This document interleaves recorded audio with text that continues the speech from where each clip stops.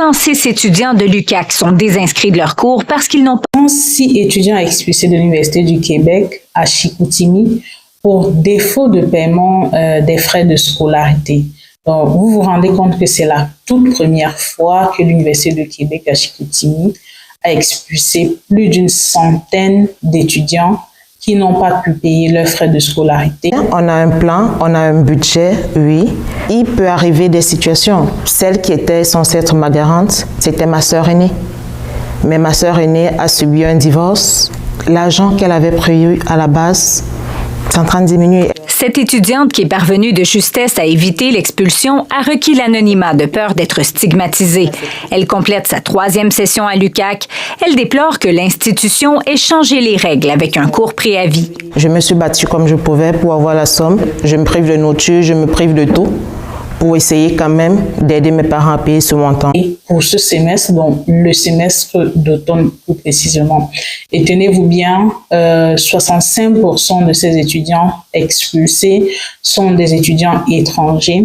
Et pour ce qui est de la date limite pour se mettre en règle sur le plan financier, donc cette date était fixée au 7 novembre, une date qui est largement passée d'ailleurs. Donc, les responsables qui se sont présentés pour en parler disent qu'ils ont dû expulser les étudiants qui avaient encore un solde énorme sur leur compte. Donc, précisément, c'est Marie-Carline Laflamme, dont la directrice des affaires publiques, qui l'expliquait entre autres. Donc, elle continue en disant qu'il s'agit qu'ils puissent bien gérer leurs finances. Donc, plutôt cet automne, l'université avait quand même annoncé un déficit de 6,4 millions de dollars, dont 1 million provient des frais impayés par les étudiants étrangers. On connaît que ça coûte cher. J'ai vu plusieurs commentaires des gens qui disent oui, ça coûte vraiment cher. Mais l'UQAM dit qu'ils ont été indulgents sur ce qui est du plan de paiement. Et aujourd'hui, ils ont fait un choix, c'est de serrer les vis. Donc, les responsables continuent en disant que le gouvernement reçoit une grande partie des frais de scolarité des étudiants étrangers. Donc, ils doivent débourser environ 9 000 $ sur les 14 000 $ payés par un étudiant pour sa licence, par exemple. Donc, lorsqu'il est considéré comme inscrit, bien sûr, c'est toujours Madame Marie-Carline Laflamme qui l'explique. Donc, si, par exemple, l'étudiant ne se présente pas au cours ou ne paye pas des frais, le CAC quand même doit envoyer cet argent au gouvernement. Donc, les factures semblaient beaucoup plus élevées, devaient être beaucoup plus élevées. Donc, voilà ce qu'ils expliquent aujourd'hui concernant cette situation. J'ai essayé de partager ce contenu sur le compte TikTok et j'ai jugé bon de partager ça avec vous ici.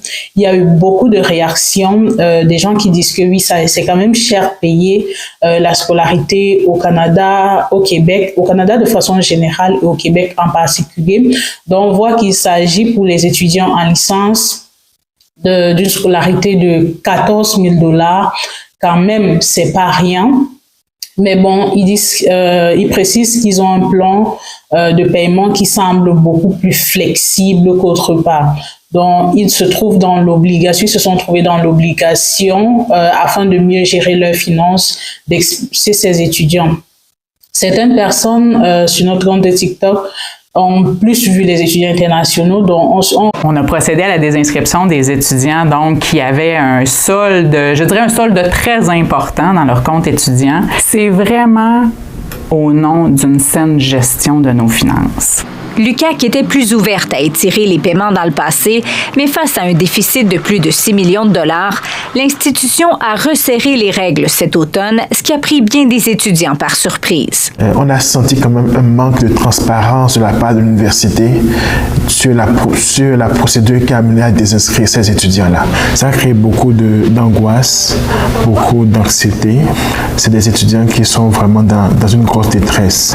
Ce n'est pas de dire qu'ils ne peuvent pas payer, C'est juste de dire qu'ils ont juste besoin d'un peu plus de temps pour payer. Plusieurs facteurs expliquent qu'ils soient pris à la gorge malgré les garanties financières exigées pour étudier au Canada. La facture des droits de scolarité a grimpé de presque 25 %. En plus des hausses de conséquences sont majeures pour les étudiants internationaux qui ont un permis d'études. Ils ne peuvent plus travailler. Certains devront retourner dans leur pays ou demander un nouveau statut d'immigration. Des gens qui ont envie d'étudier, l'UQAC les met dehors, eh bien, ces personnes n'auront pas d'autre choix que d'aller faire des demandes d'asile. On vient surajouter un problème à une problématique d'immigration qui est déjà très compliquée. Pour une majorité de ces 106 étudiants-là, s'ils paient leurs frais, si la facture UQAC elle est à 0 au mois de janvier, ils peuvent recommencer au mois de janvier. L'UQAC songe à passer de 2 à 3 versements pour accommoder les étudiants dans le futur. Ce que ça a mis en lumière, c'est un besoin pour les étudiants d'étaler leur paiement peut-être sur une plus longue période et de peut-être mettre des dates de paiement qui sont un petit peu plus loin dans la session pour leur permettre parfois de recevoir des bourses qui proviennent de leur pays, des fonds qui proviennent de leurs parents. Mais dans l'immédiat, les étudiants internationaux demandent à la direction de revenir sur sa décision et d'autoriser les étudiants qui ont déjà complété les 2/3 de leur session à pouvoir poursuivre leurs cours avec une entente de paiement différé.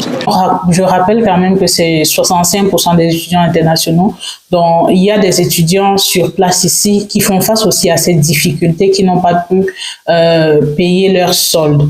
Donc vous pouvez dire en commentaire qu'est-ce que vous en pensez et tout, vous pouvez donner vos avis et à très bientôt pour un nouveau contenu.